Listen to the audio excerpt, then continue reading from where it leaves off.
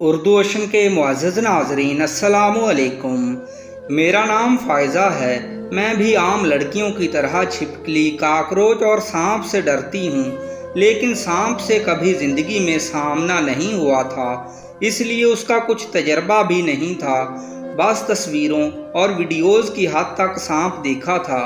ہمارے گھر سے تھوڑا باہر گندے پانی کا تالاب تھا، سارے محلے کا استعمال شدہ، اور بارش کا پانی اسی جگہ آ کر جمع ہوتا تھا، اسی لیے وہاں گھاس اور سرکنڈے اگائے تھے۔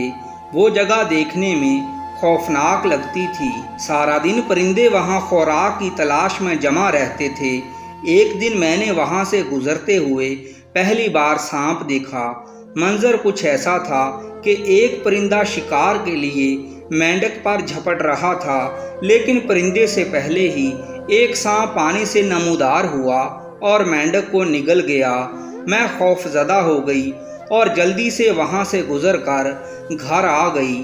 اسی رات کا واقعہ ہے۔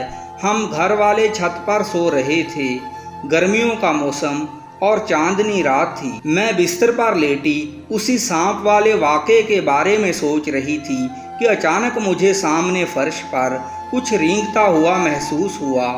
میں نے غور کیا تو وہ سانپ تھا، بالکل وہی سانپ جس نے آج دوپہر میرے سامنے شکار کیا تھا۔ میں اس کو کیسے بھول سکتی تھی؟ پیلے رنگ اور کالی لکیروں والا، کوئی 4 فٹ لمبا تھا۔ وہ تیزی سے رینگتا ہوا میری چارپائی کی طرف آیا اور پھر چارپائی کے نیچے چلا گیا۔ میں خوف کے مارے بالکل چپ لیٹی تھی۔ مجھے لگا اگر میں نے آواز نکالی تو وہ میرے پیچھے پڑ جائے گا، اس لیے خاموشی ہی بھلی ہے، لیکن ہونی کو کون ٹال سکتا تھا۔ اچانک وہ سانپ پیروں والی طرف سے میری چارپائی کے اوپر چڑھ آیا۔ پہلے اس نے سر اٹھا کر میری طرف دیکھا، پھر چھپنے کی جگہ تلاش کرنے لگا۔ میری شلوار کا پائچہ ہی اس کے لیے بہترین جگہ تھی، سو وہ رینگتا ہوا اس کے اندر گھس گیا۔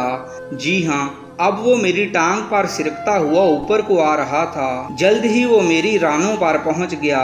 میرا جسم کا سارا خون نچڑ چکا تھا، میری سانس بھی تقریباً رک چکی تھی۔ بس دل تھوڑی دیر بعد ایک مرتبہ دھڑک پڑتا تھا۔ اب شور مچانے یا بولنے کا فائدہ بھی نہیں تھا، وقت گزر چکا تھا۔ ویسے بھی کون سا میری آواز نکلنی تھی، سو میں خاموشی سے موت کا انتظار کرنے لگی۔ سانپ کو اب کہیں جانے کی جگہ نہیں مل رہی تھی، وہ شلوار میں ہی پاگلوں کی طرح گھومے جا رہا تھا۔ میں نے دل میں کلمہ پڑھا اور جان اللہ کے سپرد کر دی۔ شکر ہے میں بغیر کسی تکلیف کے ہی مر گئی تھی، ورنہ اگر سانپ مجھے ڈس لیتا تو مجھے کتنی تکلیف ہونی تھی۔